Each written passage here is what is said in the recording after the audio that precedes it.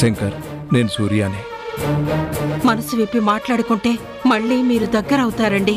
ఆ పనికి మాలిన మనిషి దగ్గరికి తాతిని వెళ్ళమంటున్నావా?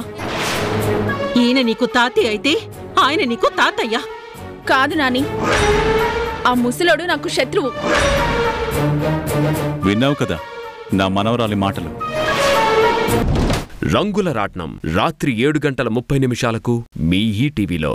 ఖైదీ నంబర్ 299 తప్పించుకున్నాడు.